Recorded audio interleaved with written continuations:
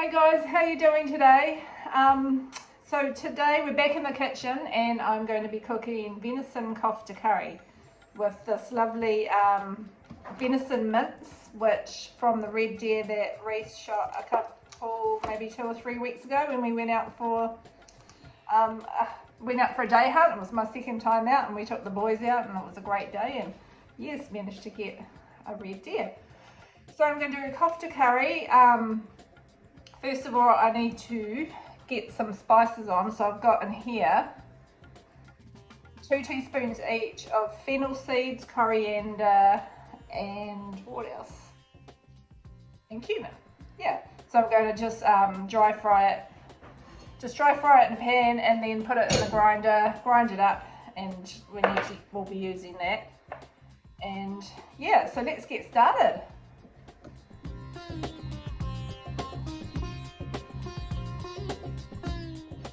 Cool, so I've got my nice heavy cast iron pot there heating up. I'm just going to dice up some onion. I've got some oil and butter in the pot. Usually I use ghee, but I haven't got any, so I'm just mixing oil, olive oil and butter together, and I'll get in that.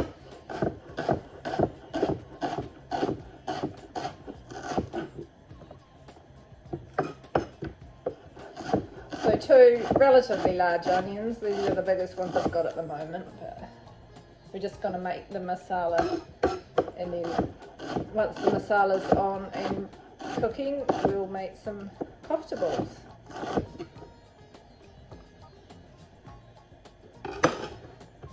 Get that in. And also 1/2 teaspoon of fenugreek powder.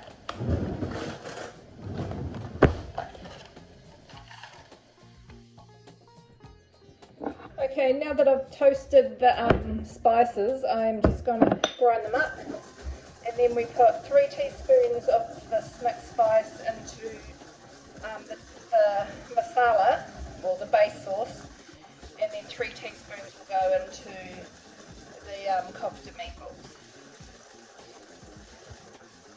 So you just have to lightly toast them, be careful you don't burn them. Go into the pot with the onions and the garlic. And then I'm going to add some coriander stalks and leaves. Coriander's out of the garden. It's great, it grows all year round here. Except for probably summer's the worst time actually.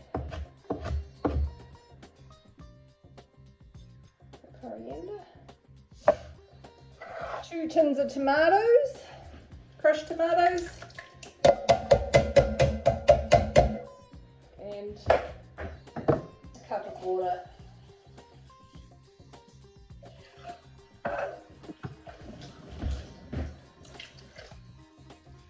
Sweet, and that is basically the masala.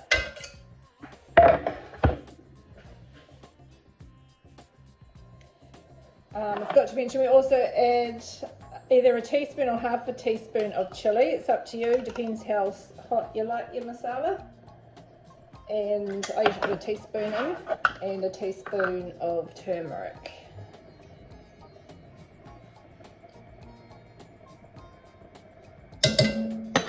You just let that cook slowly until it thickens, and you can see the oils rise to the top of the masala. And then we'll be ready to put the meatballs in after we make them.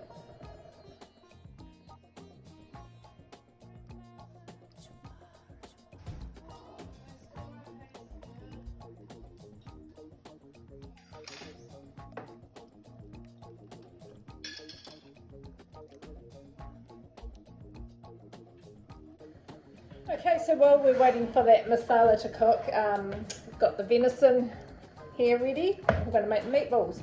So I've already diced up an onion, 1 small onion, finely diced. That can go in there. We have a knob of ginger, probably about a piece about an inch long, about this long. And grated that. And some garlic. You can add as much garlic as you like.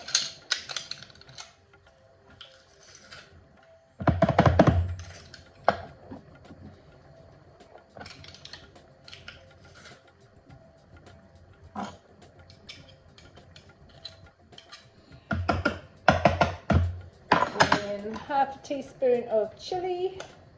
This is quite a hot one, this, so. Woo. Some salt. And then the spice mix. So remember earlier we toasted 2 teaspoons each of cumin, coriander and fennel powder, and then we just halve it. So half goes into the masala and the other half goes into the meatballs. So then we just have to combine those together, mush it all together and make some meatballs about the size of a golf ball. And then when the masala's done, we can add that to the masala. So for the rice, I have got some, if you've got ghee, that's great. I've got butter and oil. And I've got a teaspoon of cumin seeds and a bay leaf and 1 small finely diced onion. So I'm just gonna heat that through for a little bit till the spices become fragrant and that butter is melted. And then I will add 2 cups of basmati rice, toast it for a little while, and then add the water. This is yummy, this rice. Tastes great, goes perfectly with this dish. Put our masala, it's looking good.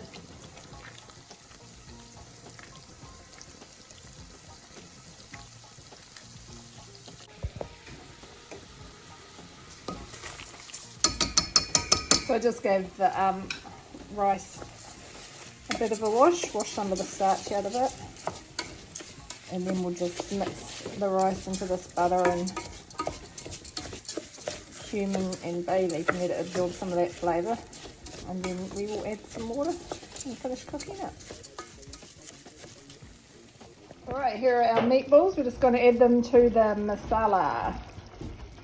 So our lovely venison meatballs.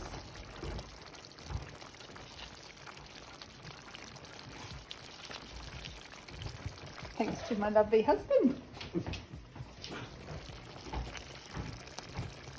Got all the meatballs in the pot, and as they start to cook and sort of shrink slightly, then you can just jostle, give the pot a bit of a jostle, and slowly the rest will all get covered up with the juice, and then you can just turn them gently so that they all cook properly. And then right before serving, I season with salt and then sprinkle over a teaspoon of garam masala. Alright, these are simmering away nicely, just about done. So I'll add a teaspoon of garam masala. This recipe comes from a lovely lady called Kalpana Sachdeva. She owns a business called Mixed Roots, so I'll put a link to her Facebook page in here. So during the school holidays once, Nico and I did a cooking class with her, and it was using beef mince, but because we eat mainly wild food, I just use venison mince instead, and it's beautiful. It tastes great.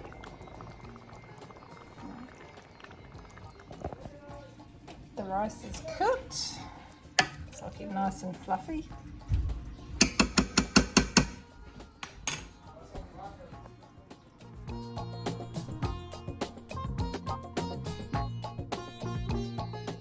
How's your kofta, Nico? The best. Do you like it? Uh-huh. Yeah? Very much. Awesome. Yum. Yeah, you got to have coriander.